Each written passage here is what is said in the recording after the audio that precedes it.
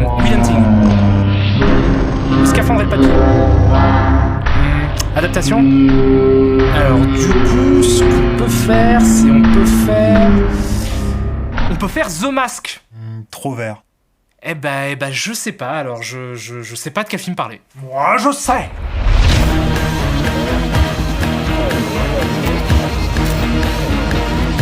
Alors, Piège à Hong Kong ou Knock Off en version originale, ce qui pourrait être littéralement traduit par contrefaçon en français, est un film américain sorti le 4 septembre 1998 aux États-Unis et réalisé par Tsui Hark, réalisateur, producteur, scénariste et acteur occasionnel hongkongais né au Vietnam, diplômé en cinéma de l'université d'Austin au Texas et une des figures majeures de la nouvelle vague hongkongaise, un mouvement qui a eu lieu de la fin des années 70 au milieu des années 80 et qui englobe tout un tas de films de tout un tas de réalisateurs différents, sans véritable point commun, si ce n'est, comme pour la nouvelle vague française et le nouvel Hollywood aux États-Unis, une volonté de dynamiter les codes des cinémas traditionnels de leurs pays respectifs. Noble démarche. D'accord. Bonjour.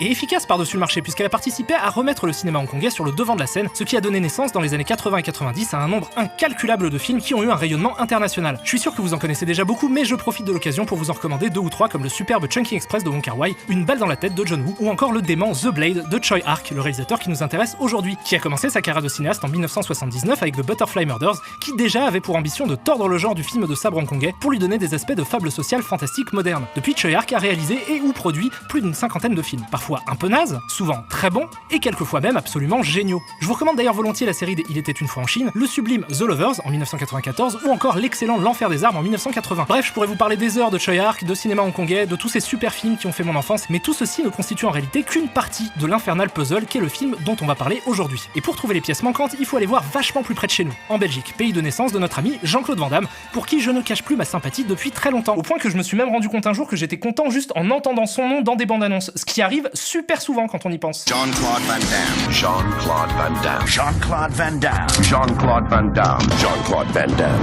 Jean-Claude Van Damme.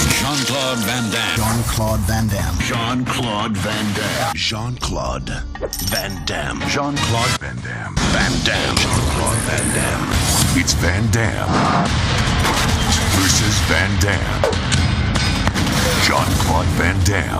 Jean-Claude Van Damme, donc, qui au milieu des années 90 a entrepris de faire venir à Hollywood plusieurs réalisateurs hongkongais qu'il admirait, simplement pour pouvoir tourner avec eux. De ces collaborations sont nés 6 films. Chasse à l'homme de John Woo, Risque maximum in Hell et Répliquant de Ringo Lam, Double Team de Tsui Hark avec Dennis Rodman, Mickey Rourke et un tigre, et enfin Piège à Hong Kong, qui est donc le 2e film de Tsui Hark avec Van Damme. Et là vous vous dites, cool, ils ont fait 2 films ensemble, ça veut forcément dire qu'ils sont vachement bien entendus. Presque. Dans le sens pas du tout du mot presque. Puisqu'à l'inverse de John Woo, qui a réussi rapidement à se faire sa place dans le cinéma d'action hollywoodien après ses fresques vandamières, Tsui Hark sortira frustré de son expérience américaine et aura l'impression d'avoir été dépossédé de ses films par les studios, ce qui lui fera rapidement quitter les États-Unis et retourner faire des films à Hong Kong après une petite pause de 2 ans. Il reviendra en 2000 avec l'excellent Time and Tide et continuera sa carrière qui d'ailleurs se poursuit toujours aujourd'hui avec des films comme La bataille de la montagne du tigre. Le film qui nous intéresse aujourd'hui est donc le film du divorce entre Tsui Hark et Hollywood, l'acte de décès d'une perspective avortée qui aurait pu nous donner à voir un des piliers du cinéma hongkongais amorcer un tournant international dans sa carrière. Un film donc qui pleure sous le signe des rêves brisés sur la tombe de l'espoir, et si tout cela vous rend un peu morose, n'ayez crainte, il y a cette scène.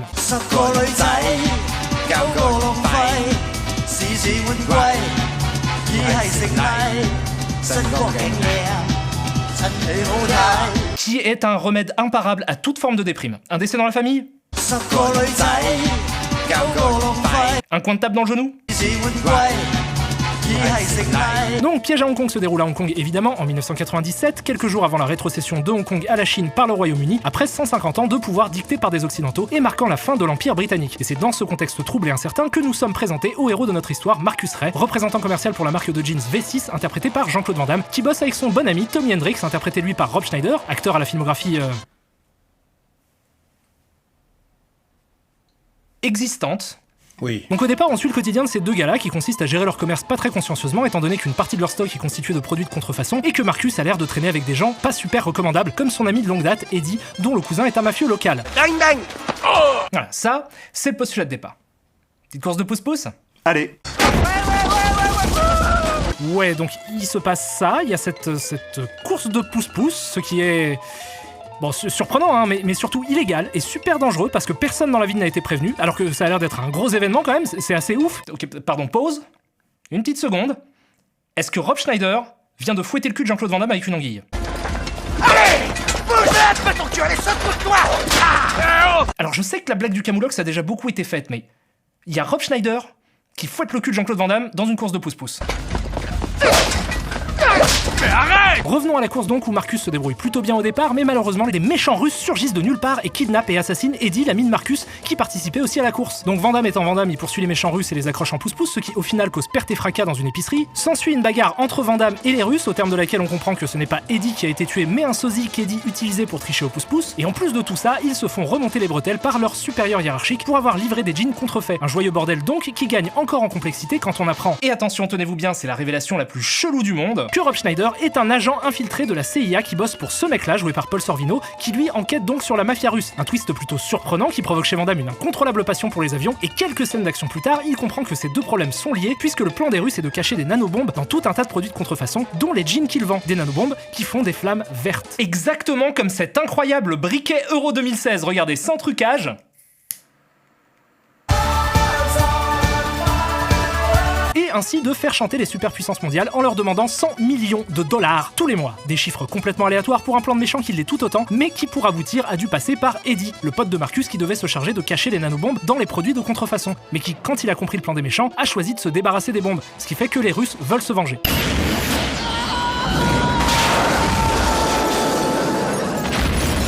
Bon, ça c'est fait. Heureusement, face à cette sombre affaire, la CIA a engagé les meilleurs techniciens qui prennent même le temps de modéliser en 3D les mains qui leur tendent des objets et d'illustrer le plan des méchants par une incroyable animation. Big up aux graphistes qui, en plus, sont obligés de bosser dans le Tiantan Buddha, c'est une grosse statue de Bouddha à Hong Kong qui sert de planque à la CIA. Ils sont 4. C'est-à-dire qu'ils tiennent dans un 50 mètres carrés. Mais ça, c'est typique de la CIA. Ça, c'est toujours on veut droguer des cobayes humains pour tester des nouvelles techniques de manipulation mentale. On veut habiter dans le gros Bouddha. Bref, vous allez voir qu'à partir de maintenant et jusqu'à la fin, le film se lance dans une course déchaînée au retournement de situation qu'il m'est franchement impossible d'expliquer sans illustration. Je vous propose donc de regarder la séquence qui suit en qui que c'est qui est gentil, qui que c'est qui est méchant et qui que c'est qui est mort vision. Donc, d'un côté, on a les gentils, avec Marcus, Tommy, son collègue qui est en fait un agent de la CIA, Harry, un autre agent de la CIA, Karen, leur supérieur hiérarchique dans la boîte de jeans, Eddie qui est mort, et son cousin mafieux Skinny qui pense que Marcus a tué Eddie. T'es un homme mort! Tu as tué Eddie! De l'autre, on a les méchants qui pour l'instant sont tout un tas de Russes. Dit comme ça, c'est super simple. Sauf que Van Damme comprend que Skinny était en fait un méchant qui bosse avec les Russes, donc il le kidnappe et l'emmène à Harry. Mais Van Damme découvre aussi que Karen était présente au moment du meurtre d'Eddie, ce qui selon lui fait d'elle une méchante également. Ensuite, une explosion détruit le gros Bouddha et tue Harry et Skinny. Ils sont donc morts. Cependant, il s'avère que Karen est en réalité un agent infiltré de la CIA, donc une gentille. Puis, elle et Tommy se font kidnapper par les Russes et Marcus va les sauver. On apprend alors que Harry n'est pas mort et qu'il a réussi à survivre à l'explosion. Super nouvelle. Néanmoins, pas si bonne que ça puisque Harry était depuis le début un agent double qui bossait pour les Russes, ce qui fait de lui un méchant. Et je suppose que la façon dont je vous raconte ça vous fait comprendre que ce qui est important c'est que c'est super confus. Mais en fait, ce qui est incroyable dans ce scénario, c'est pas que tout le monde soit quelqu'un qu'il ne semble pas être, mais juste que, de tous les personnages du film, le seul qui ne fait pas partie d'un gang, d'une mafia ou d'une organisation gouvernementale, c'est celui interprété par Jean-Claude Van Damme. Ce qui signifie qu'il est le seul personnage qui, supposément, n'a pas reçu d'entraînement. Alors peut-être a-t-il un passif de super soldat, mais c'est pas précisé dans le film, donc à ce qu'on sache, Jean-Claude Van Damme, dans ce film, joue un vendeur de jeans. Et je suis sûr qu'il y a plein de vendeurs de jeans super badass dans le monde, mais là, il arrive à tenir tête à la mafia russe, à la mafia hongkongaise, à la CIA, même à des marchands de fruits. C'est quand même vraiment étrange dans cet univers où n'importe qui dans la rue peut être un agent double de se dire que ce mec-là est juste un expatrié lambda. Sauf que c'est pas un expatrié lambda. C'est Jean-Claude Van Damme. Et Jean-Claude Van Damme, il défonce des gueules à foison. Faut pas le faire chier, Van Damme. Tu l'emmerdes, il t'attaque avec une grue. Il arrive, il tire dessus, il glisse, il saute, il tire, il se fait tracter par des câbles. Tu fais le fanfaron devant Jean-Claude, bim, patate, il jongle avec un flingue, il te fait valdaguer un mec, t'es pas d'accord, tiens, mange. Mais parfois, il ne tire pas. Parce que c'est aussi ça, être un héros. Être un héros, c'est aussi comprendre que le monde n'est pas... Non, je déconne. Il tranche la gorge de ton pote avec ta propre arme, il te décapite, et après il te lance des containers à la gueule que t'as plus. T'as pris tes pilules? Plein. Donc vous vous doutez bien que la conclusion du film va être assez convenue. Van Damme et les gentils s'en sortent, les bombes sont neutralisées, et les méchants sont vaincus, à l'exception d'Harry, le traître. Ce qui va nous emmener à la dernière scène du film, qui est... étrange. Donc juste 2 heures après les événements du film, on voit Harry placer des nanobombes dans des jouets. Au même moment, Marcus et Tommy se retrouvent pour boire un coup dans un bar et font joujou avec un détonateur qu'ils ont trouvé sur place. Et là...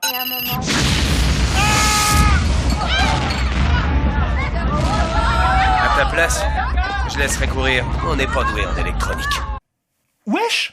Il y a tellement de problèmes dans cette micro-séquence de quelques secondes, c'est incroyable. Déjà, bon, c'est un détail, mais c'est pas une fenêtre, ça. Ça, c'est un écran. Ensuite, qu'est-ce que ces 2 gars foutent là à se bourrer la gueule 2 heures après avoir tué des dizaines de terroristes russes? Y a pas genre des papiers à remplir? Et puisqu'on en est à parler de conscience professionnelle, quel agent de la CIA se balade bourré avec un détonateur? Bon, sûrement plus que ce qu'on peut imaginer. Oublions ça aussi. Le plus important, c'est... qu'est-ce que c'est que cette réaction? Je laisserai courir, on n'est pas doué en électronique. Parce que là, c'est pas juste étrange, c'est dérangeant. Déjà parce qu'il faut être complètement con pour pas faire le lien entre le fait qu'ils viennent d'appuyer sur un détonateur et l'explosion, une explosion verte, et surtout parce que, même si ça n'avait rien à voir, il y a quand même une énorme explosion chez le voisin. C'est qu'il faut faire quelque chose, surtout si on est de la CIA. Faut pas juste rester là, à boire des coups devant la télé. Mais il s'arrête pas en plus. Mais vous êtes des gens mauvais, ma parole, mais c'est pas possible. Fermez vos gueules. Ok, stop, on arrête ce calvaire, le film est fini.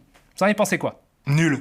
Complètement à chier. C'était dur. Eh ben ça ne m'étonne pas. Parce qu'au cours de mes pérégrinations sur internet, j'ai pu constater que vous n'étiez pas les seuls, puisqu'à la sortie du film, le monde s'était crié d'une voix unanime qu'on était face à une effroyable merde. Et qu'aujourd'hui, il réussit encore la prouesse de totaliser 92% de critiques négatives sur Rotten Tomatoes. Des critiques parfois pleines de charme, à l'image de celle-ci, qui dit que le film aurait mieux fait de s'appeler Jack Off. Et là, j'avoue que je me retrouve dans une situation assez particulière parce que il s'avère que j'aime ce film. Oh, Mais non.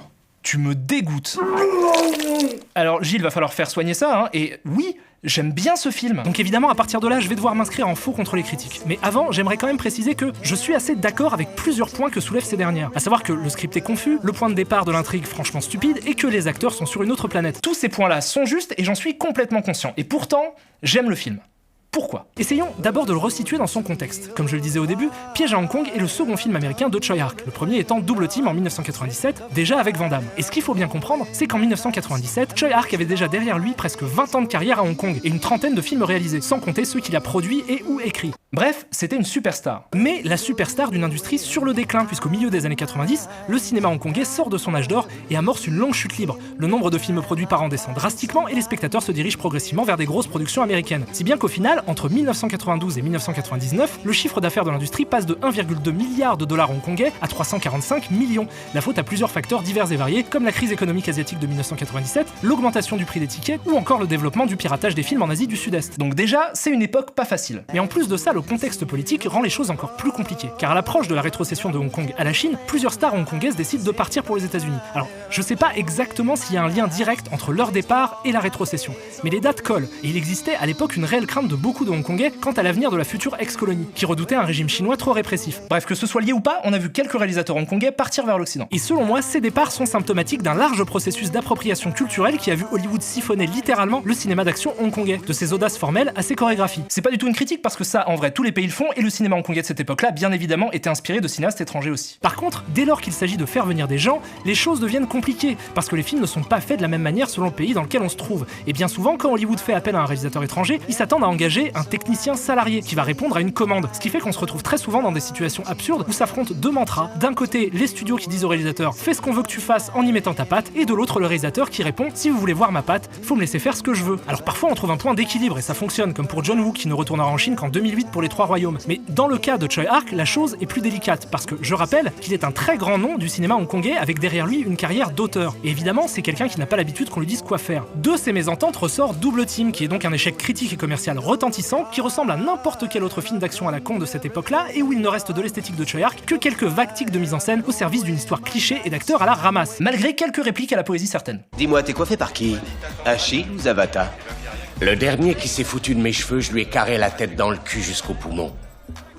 Ta vie sexuelle, j'en ai rien à cirer. Bref, le naufrage de Double Team aurait pu suffire à entériner l'incompatibilité des ambitions de Tsui Hark et de la réalité d'Hollywood, mais il s'avère qu'un autre film naîtra de cette alliance contre nature. Alors, est-ce que ça vient d'une initiative personnelle ou est-ce qu'il était simplement tenu par contrat de faire un autre film? J'en sais rien. Mais le fait est qu'il remet le couvert quelques années plus tard. Voilà, ça c'était pour resituer un peu le contexte. Dans cette situation, on aurait pu imaginer que Tsui Hark allait se contenter de proposer un petit film d'action tranquille, sans grandes ambitions dans la lignée de Double Team et mettre tout ça derrière lui. Sauf que c'est pas du tout ce qu'il va faire. Et c'est pour ça que ce film m'intéresse autant. Parce qu'au lieu de faire un Double Team bis, il décide de faire deux choses. Premièrement, se venger. Et c'est un truc qu'on ressent très tôt, le film est à charge contre Hollywood. Et pour démontrer ça, il faut que j'arrête d'utiliser son titre français. Donc, en version originale, le film s'appelle Knock-Off, ce qui signifie contrefaçon. Et je vais pouvoir rebondir sur une critique négative que j'ai lue, et qui dit que jamais un film n'avait aussi bien porté son nom que Knock-Off. Et ben encore une fois, je suis d'accord avec ça. En fait, ce que je crois comprendre du film, c'est que pour exprimer sa vengeresse fureur, il utilise ce scénario débile de vendeur de jeans explosifs. C'est pas bien, les gens ils veulent pas d'explosifs dans leur jeans. Ça dépend qui, mon vieux. Comme une métaphore pour tirer à vue sur le cinéma d'action américain, et lui renvoie au visage dégage le cliché qui consiste à dire que les Hongkongais sont les rois de la contrefaçon. Hong Kong, c'est un peu la contrefaçon ville. C'est vrai, il copie tout, de Benetton à Fila jusqu'au Puma. En pointant du doigt que le cinéma d'action américain est lui-même une contrefaçon qui tente vainement d'imiter ce qui se faisait à Hong Kong. Ce qui fait que le film a une dimension presque parodique et qu'il se moque régulièrement de lui-même en adoptant un ton qui alterne entre le sérieux nanardesque et l'humour burlesque. On peut voir ça aussi dans la façon dont il traite les personnages des expatriés complètement à côté de la plaque. Parce que c'est un salopard et qu'il fait probablement partie d'un ting chinois. Tu veux dire Tong? Ting, c'est une boisson. Qui d'ailleurs, accessoirement, cause d'effroyables dégâts à la ville de Hong Kong. Continue, t'en as rien à foutre! Avec une nonchalance sociopathique. Mais écoutez, mais c'est pas ça, non, mais les salons de massage de Hong Kong traversent une très mauvaise passe en ce moment, vous voyez? Moi je trouve ça normal d'aider toutes ces étudiantes. Et ça lui permet aussi de se moquer de Van Damme, avec qui ça se serait mal passé sur Double Team, en le mettant dans des situations absurdes et ridicules, et en rappelant que lui, comme les autres, est un faux. Tu es le roi de la contrefaçon. C'est pour ça que le scénario est rempli de retournements de situation sur l'identité des personnages, parce qu'ils sont tous des contrefaçons, comme le film est une contrefaçon. Et ça, c'est une thèse qu'on peut argumenter avec des répliques du film qui prennent un autre sens dès lors qu'on essaie de se souvenir de son titre. Il y a plusieurs exemples comme ça dans le film, mais je trouve que le plus probant c'est sa dernière réplique et les paroles de la chanson du générique de fin qui suit. La chanson s'appelle It's a Knockoff du groupe Sparks. Un film d'action où on transpire pas, j'appelle pas ça un film d'action, moi. Ouais, on cuit là-dedans.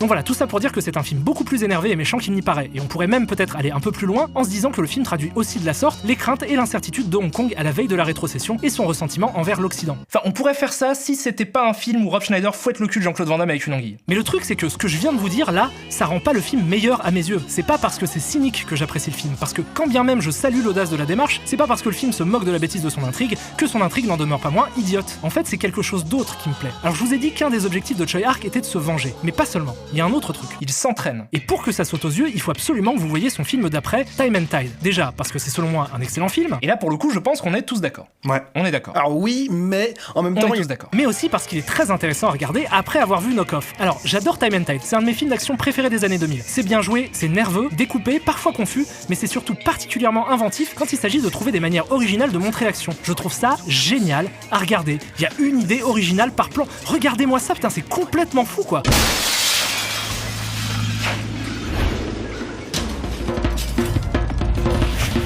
Tenez, on va faire un truc. Essayons de comparer une séquence de Double Team avec une séquence de Time and Tide. Voyons d'abord comment Choi Ark filme une explosion dans Double Team.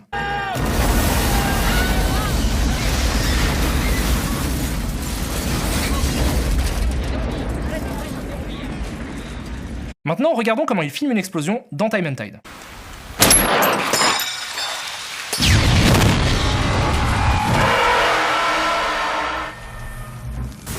Regardons même une autre explosion dans Time and Tide, pour les gourmands.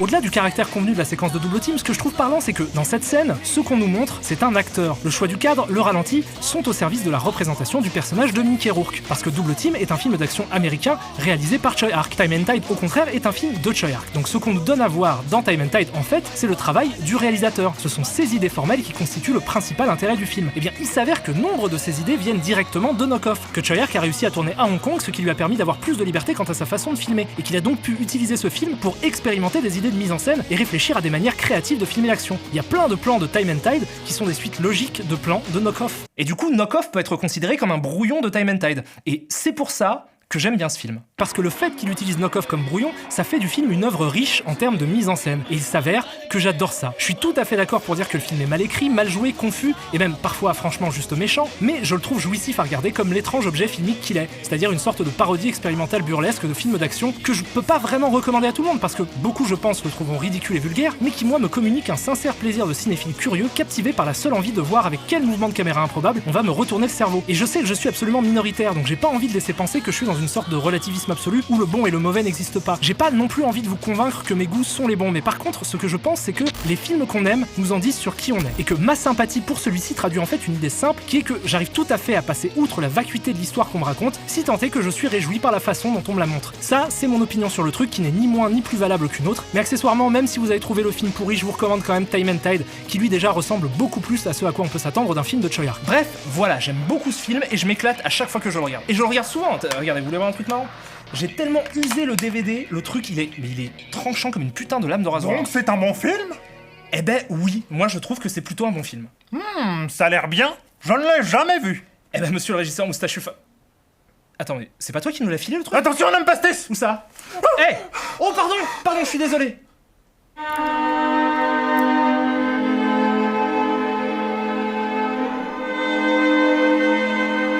Gilles, attrape!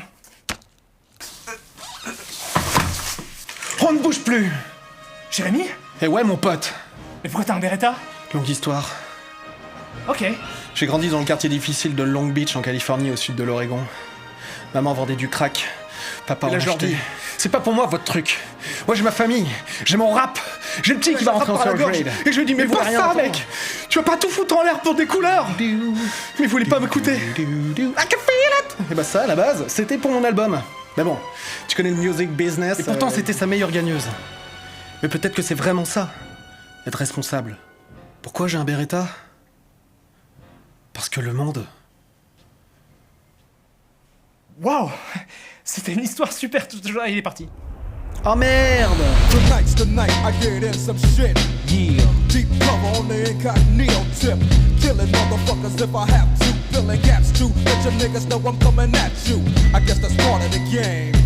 But I feel for the nigga who think he just gon' come and change things with the swiftness. So get it right with the quickness and let me handle my business. Yo, I'm on a mission and my mission won't